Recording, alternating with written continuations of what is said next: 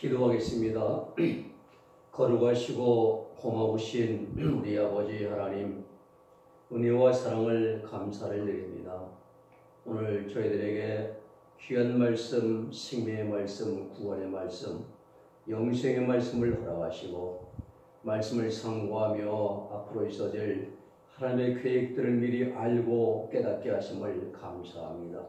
오늘도 저희와 함께 하시고 하늘의 지혜와 총명과 명철을 더하여 주시옵소서. 하나님 말씀을 마음에 새기고 필요할 때마다 많은 자들을 붙들어 세워주고 나를 살리는 생명의 말씀들이 되어지게 하여 주옵소서. 예수님의 이름으로 기도하옵나이다. 아멘. 오늘은 계시록 12장의 말씀을 우리가 이제 연구하도록 하겠습니다. 이 계시록 우리가 중요사항은 천사년반은 8장 7절부터 시작이 됩니다. 그런데 앞에 8장 앞에 7장이 놓여 있습니다. 또 후 3년반은 13장 1절부터 시작이 되는데 그 앞에 12장이 놓여 있습니다. 여기 매우 중요한 의미가 있습니다. 7장은 천사년반이 시작되기 전에 어떠한 일이 있었는가? 교회 제 동안에 하나님께서 무엇을 준비하셨는가를 보여주신, 그리고 천사년반을 설명하신, 그리고 12장은 천사년반과 후 3년반의 연결고리 역할을 합니다. 10장의 말씀 보면은 1절로 6절 말씀까지는 여자와 붉은 용입니다. 여자와 붉은 용, 마귀와의 관계를 상징적으로 나타내 보여주셨습니다. 그리고 17절로 12절은 미가엘 천사장과 붉은 용과의 싸움입니다. 그리고 13절로 17절은 한때, 두때, 반때의 동안의 여자와 용입니다. 다시 한번 강조드리면은 보충계시장인 7장과 10장이 매우 중요합니다. 7장은 천사년반, 그 전에 7년 내활란 천사년만 시작되기 전에 그런 교회 시대죠. 이 교회 시대 동안에 하나님께서 어떠한 일을 준비하셨는가를 보여주는 그 내용의 7장입니다. 두 가지죠. 14만 4천 명을 준비하셨습니다. 이긴 자들의 구원, 그리고 이방인의 구원받는 수가 충만히 차는 기간이 바로 교회 시대다. 이것을 7장에서 보여주십니다. 12장은 천사년반을 정돈해주고 후 3년반, 왜 후 3년반이 시작되는가를 보충해서 설명해 주는 것이 12장입니다. 12장의 1절로 17절에 이제 보면은 해를 입은 여자와 붉은 용입니다. 여자와 붉은 용은 어떤 관계고, 어떠한 무엇, 붉은 용은 어떤 걸 상징하는가? 여자는 시온, 즉 가나안 땅, 이스라엘 수도인 예루살렘을 상징합니다. 설명을 또 이제 다시 이제 자세히 드리겠습니다만은, 해는 이건 자연계의 태양이 아니라 영계의 태양이신 예수 그리스도. 말라기 4장 2절에 보면은 예수님을 의로운 해라 그랬어요.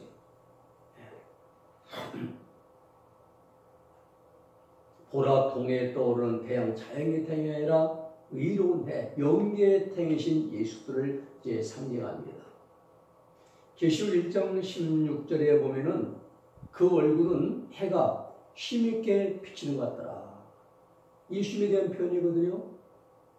그러므로 이 해는 바로 예수님이시다. 여러분, 예수님이 앉아 계신 보좌 자체가 해보좌예요. 하나님과 예수님의 보좌가 완전히 해보좌입니다. 빛의 한 덤이에요. 거기는 세키나의 빛입니다. 이런 빛이 아니에요. 우리는 뜨거운 날 태양만 한 몇 초만 바라보고 눈이 식어서 못 봅니다. 하나님의 보좌는 빛의 한 덤이거든요. 모세가 40일간 시내산에서 하나님을 대면하여 보고 되올 때 얼굴에 광채가 났지 않습니까? 그것이 이 해는 영계의 태양이신 예수 그리스도. 그런데 여자가 이스라엘이 말하자면 그 수도 이제 예루살렘이 이스라엘과 예루살렘이 여자가 해를 입고 있다는 겁니다. 자, 이건 뭐냐면은 여자가 빛에 휩싸였다. 빛을 완전 뚱뚱해도 안 되고 이제 둘러감은 거죠. 여자와 해와 빛이 한 덩어리가 되었다 이 말씀입니다. 그러면은 계시록에 나오는 세 여자가 있습니다. 세 여자가 있는데 세 여자가 누구냐? 첫째는 음녀 이세벨이 나옵니다. 그 시대 동안에 많은 성도들을 꿰어서 행음하게 하고 우상 숭배하게 만든 음녀 이세벨. 두 번째는 큰 음녀 북불짐승 거짓 선지자 큰 거짓 선지자 17장 1절에 나옵니다. 세 번째는 어린 양의 신부 새 예루살렘 성 계시록 21장 9절로 10절에 나옵니다. 그러면 이 예수님께서 이 세 여자 이세벨 큰 음녀 그 다음에 어린 양의 신부 누굴 껴안고 포옹하시겠습니까? 음녀 아니죠. 이세벨 큰 음녀도 아닙니다. 누굽니까? 신부지요. 어린 양의 신부 새 예루살렘 성. 그러므로 여자는 새 예루살렘 성이다. 그런데 예수님과 여자가 하나가 됐습니다. 휩싸였어요. 이것은 예루살렘 성 안에 어린 양의 보좌가 있다는 것을 상징적으로 보여주는 거예요. 여자 예루살렘 새 예루살렘 성인데 그 안에 예수님이 중앙에 하나님 어린 양의 보좌가 있다는 거죠. 그래서 빛이 하나가 되었다 말씀합니다. 그런데 문제가 발생하는데 예수님과 새 예루살렘 성이 결혼하여 하나가 되었다. 그런데 가만히 보니까 건물이에요. 건물. 새 예루살렘 성은 건물입니다. 문제는 예수님과 건물이 어떻게 결혼할 수 있겠는가? 콘크리트 건물과 예수님이 결혼할 수가 없죠. 그래 이건 건물이 아니고 그 건물 안에 새 예루살렘 성 안에 들어간 성도들 교회 시대 이긴 자들 14만 4천과 결혼했다 이런 뜻입니다. 23장 12절에 나와요. 새 예루살렘의 이름과 나의 새 이름과 아버지의 이름을 내가 기록해주겠다. 어디에? 이마에 이긴 자들 이마에 말입니다. 그러므로 해를 입은 여자는 어린 양의 보좌가 있고 그리고 그에 대해 이긴 자 14만 4천에 들어가서 영생하게 될 새 예루살렘 성을 가리켜 말하는 것이다. 이게 성경. 근데 여자의 아래 달이 있습니다. 이건 하나님의 보좌가 새 예루살렘 성에서는 해같이 보여요. 해같이 빛나고 높은 보좌와 그 위에 앉으신 해같이 빛나는데 영계의 태양이신 하나님의 보좌가 달력같이 보이는 것이 있다는 거예요. 이것은 하나님의 보좌가 해같이 보이는 새 예루살렘 성 아래, 즉 백보좌로 보이는 달같이 보이는 하얗게 보이는 영역이 있다 이 말입니다. 이것은 천국에서 하나님의 보좌가 달력과 같이 보이는 영역 신천지의 만국입니다. 계시록 21장에 보면 잘 나와요. 이 신천지에 영원천국에 들어간 성도들이 있는데 두 종류입니다. 첫째는 신천지의 만국에 들어간 성도들 백보자 심판대를 통과해서 신천지 들어가면 여기 통과하는 백보 심판대를 1층천 2층천 다 백보 심판대를 통과하고 들어가야 됩니다. 여기는 어린 양의 보좌가 하나님의 보좌가 달같이 보이고 여기는 별같이 보이는 거 희중으로 보입니다. 그리고 또한 우리는 심판대를 통과하지 않는 성도들을 합니다. 14만 4천과 같이 교회 시대 이긴 자들은 심판대를 통과하지 않고 새 예루살렘 성에 들어가 영원토록 하게 됩니다. 그래서 여기 쪽이 새 성층천 사도 요한이 14년에 갔다 왔던 새 예루살렘 성 하나님의 보좌가 불타는 해같이 보이는 그런 곳이나 여기에 들어가는 분들은 심판대를 통과하지 않는다. 해보자. 그리고 하나님의 보좌가 달같이 보여요. 이징처럼. 그리고 이징처처럼 시큰무대하게 별처럼 보입니다. 네. 왜 이렇게 보이는가? 네. 이곳은 이 만국은 신천지의 만국은 반드시 백보자 심판대를 통과하고 들어가게 돼 있어요. 왜 이런가? 바로 행한 대로 상급받는 원리에 따라서 이 땅에서 우리가 주를 위해서 수고한 만큼 하나님의 영광을 위해서 말이면 행한 대로 상급받는 원리에 따라서 주를 충성스럽게 헌신한 분들은 높은 층에 적당하게 살던 분들은 낮은 층에 이렇게 하나님께 정확하게 영적 성장에 따라서 이제 그 들어갈 자리를 하나님이 안배하십니다. 새 예루살렘 성 아래에 신천지의 만국이 있다는 거예요. 달처럼 보이는, 달같이 보이는 곳이 만국의 천국의 신천지의 일찜처이라는 말씀입니다. 그래서 하나님의 복을 땅에 보자 해같이 보이는 곳이 있고 달같이 보이는 곳이다. 이것은 이제 천국에 들어가 사는 성도들 전체를 포괄적으로 다 설명을 이제 하는 것입니다. 전 이 여자가 머리 12별에 멸류관을 썼어요. 12별. 기시오 7장 4절과 21장 12절에 보면은 새 예루살렘에 들어가는 성도들을 12지파로 구분합니다. 12지파예요. 12지파로 구분합니다. 12가지의 성령의 열매에 따라서 12지파로 구분이 되어서 들어가면 충성, 온유, 사랑, 자비, 양선, 오래 참음, 또 인내, 용기, 정직, 또 여러 가지 12지파란 말입니다. 우리 멸류관을 썼다는 것은요, 우리가 올림픽 때 제일 마지막에 라스트에 하는 것이 올림픽입니다. 마라톤이에요. 42.195km를 뛰는 마라톤입니다. 바로 새 예루살렘에 들어간 성도들이 이긴 자라. 그래서 멸류관을 받았다 이 말입니다.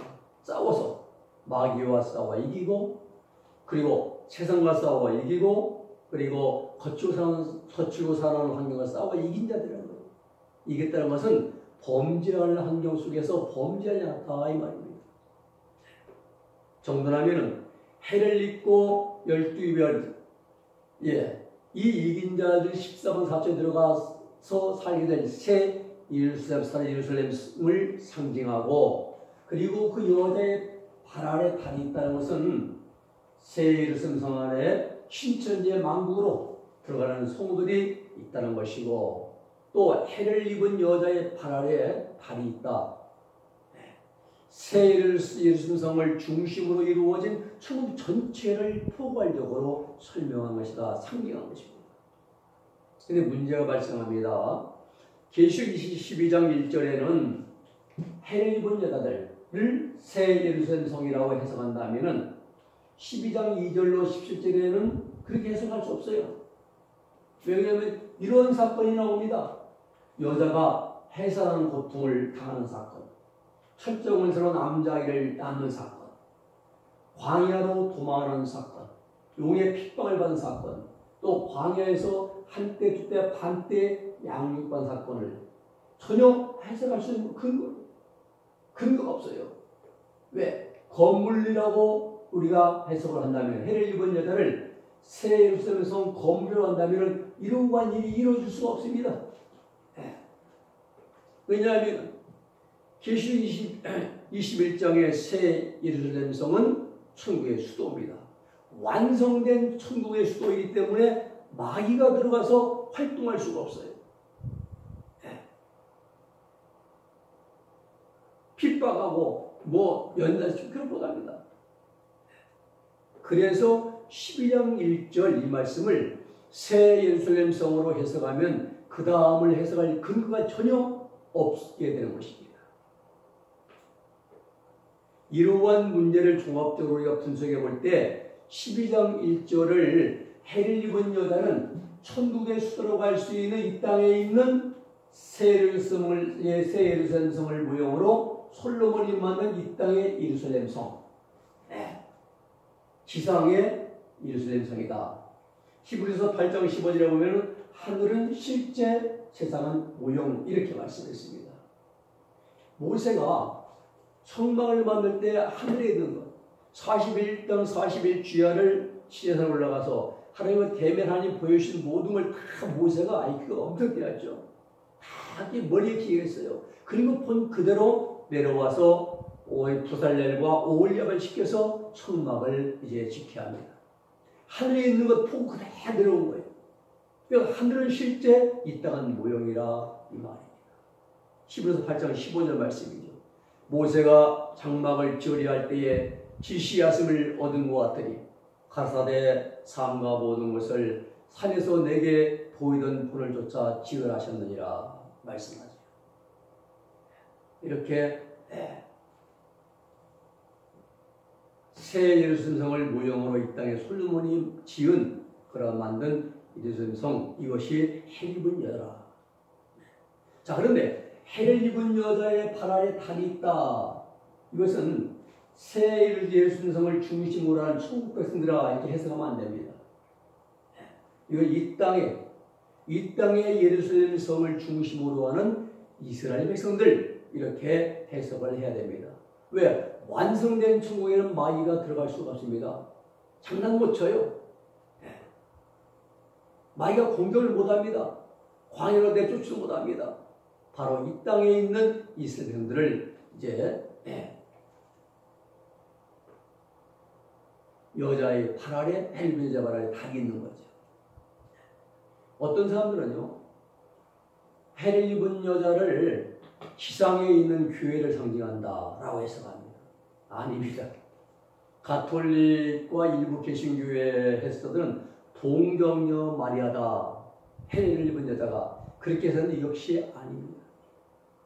어느 이단 종파의 그 여교주는 자기라고 생각합니다. 말합니다. 내 자신이라고, 자기라고.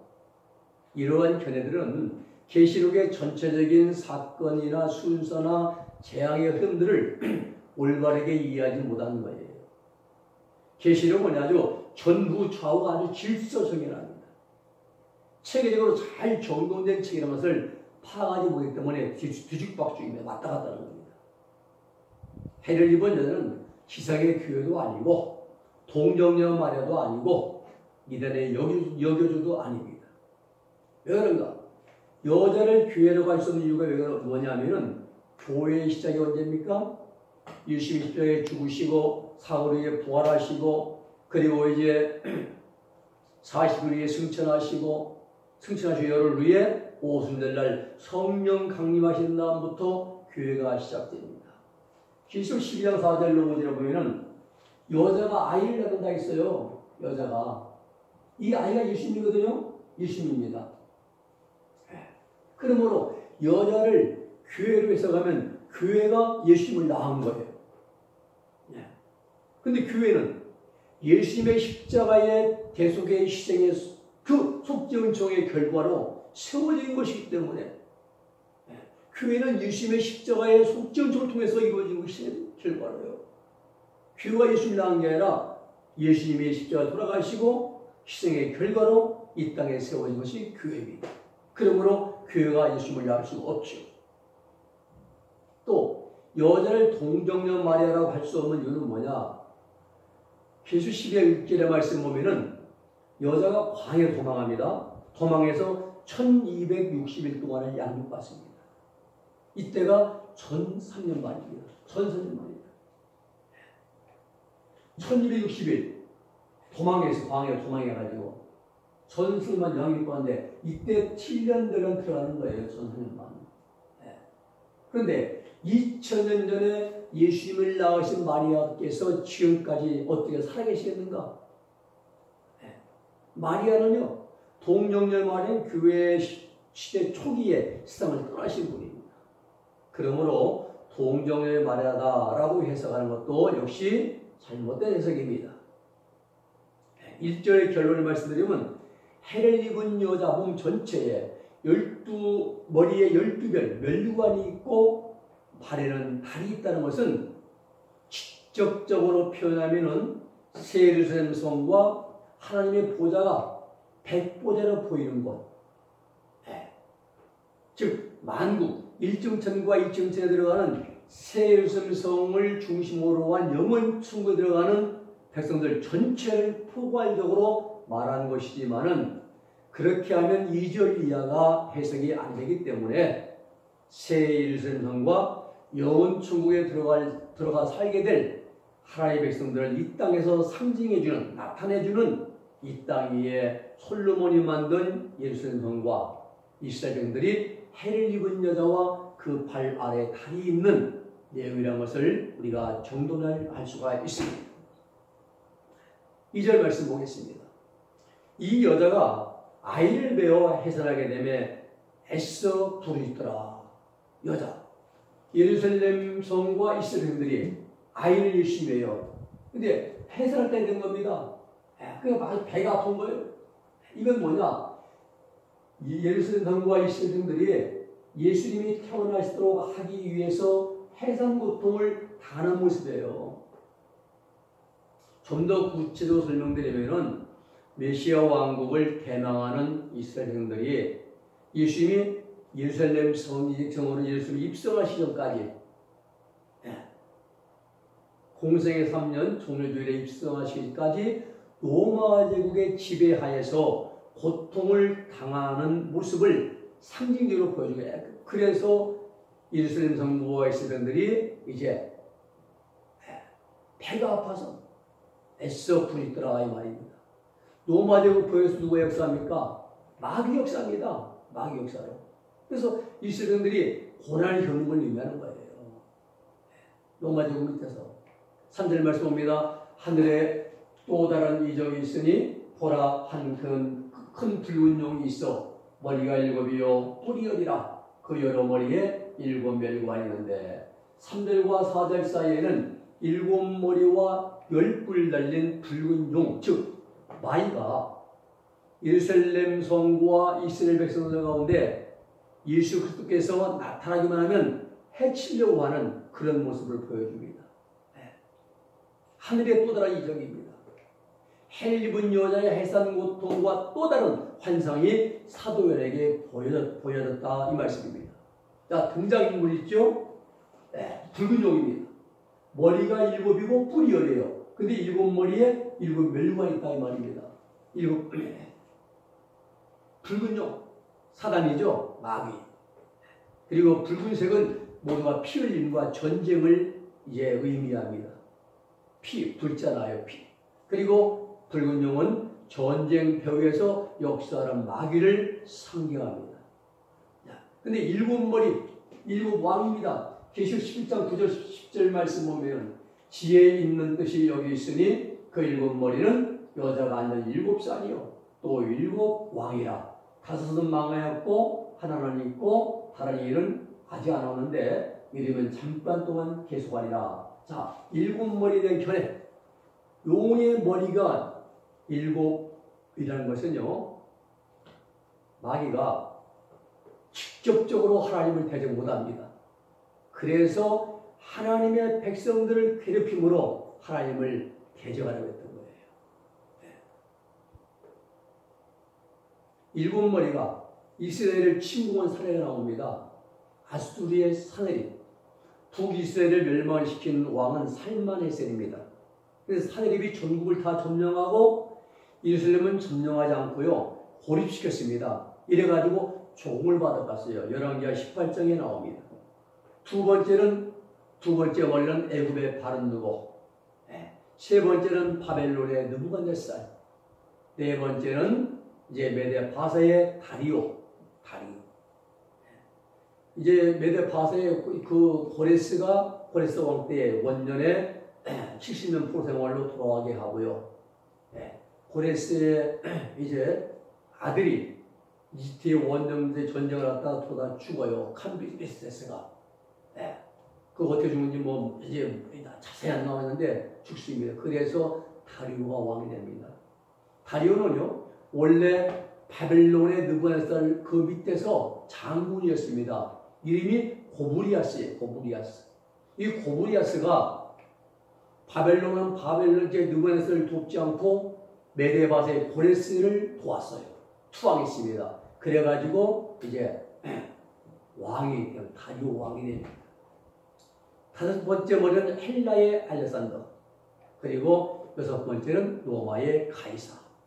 일곱 머리, 마지막 일곱 번째 머리는 제로마 제국의 적도. 근데 하나는 아직 지금은 로마는 있고 넷 다 지나갔고 하나는 아직 이르지 않았습니다. 이겁니다. 이 말씀이에요. 네. 그래서 다니엘 7장 7절로 8절 사이에 그 시대 2000년 역사가 수비됐습니다. 네. 7절 다니엘 7장 7절 보면은 내가 밤 이상 가운데 그 다음에 본 넷째 집 로마입니다. 로마. 그리고 여기는 7절에 보면은 그리고 나머지는 밟았고요. 이 짐승은 전에 모든 짐승보다 다르고 10뿔이 있다. 네. 10뿔. 이 세로마입니다. 세로마. 그래서 여기가 바로 이 사이가 그리스의 2000년이에요. 로마가 없어지고 멸망하고 다시 이제 그 로마에 있던 판도 그 자리에 세로마가 이제 베네리스 3국이 시작돼가지고 말입니다. 세로마가 이제 생겨나고 그래서 여기에서 10배 나오거든요. 이제. 그래서 이 사이가 그리스의 2000년이 흘러가는 겁니다. 8절 말씀 보면은 내가 그 뿔을 주시니 본즉 다른 작은 뿔이 이제 그 사이에서 나더니 먼저 뿔 중에 셋을 뽑아버립니다. 작은 뿔 적거든요. 뽑아버려요. 셋을 제거합니다. 그리고 나서 이제 자기가 강압적으로 6년 동안 이제 다스렸는데 후 3년만 시작될 때 아주 강압적으로 반대 세력을 뿌리 뽑고 제거할 것이 세 나라예요. 세 뿔에 있거든요. 세 뿔. 이 작은 뿔, 적도의 이제 여기는 사람의 눈 같은 눈이 있고 악령이 내주하고 있는 눈입니다. 또 입이 있는데 큰 말이에요. 내가 메시아다. 내가 구세주다. 내가 이런 참남된 말을 하는 입이 있다. 이 말입니다. 그래서 성령은 교회 시대가 빠져 있습니다. 로마 제국과 이 로마 제국의 여기가 그리고 여기 로마 제국 붙어 있어요. 붙어 있습니다. 교회 시대는 빠져 있어요. 그러므로 계시록을 다니엘서에 붙여야 돼요. 그래야 다 연결되는 것입니다. 왜 그런가? 이 성경은요, 이스라엘 백성과 예루살렘 성 중심의 계시예요. 이방인들은 포함이 안 됩니다. 열애입니다. 열애. 하나님의 주신 말씀 성경은 이스라엘 백성과 예루살렘 성 중심에 있기 때문에 다니엘 70이라고 합니다. 자, 그런데 머리가 일곱 머리가 일곱 머리 붉은 용이 불다는 것은 전쟁을 상징하거든요. 일곱 머리.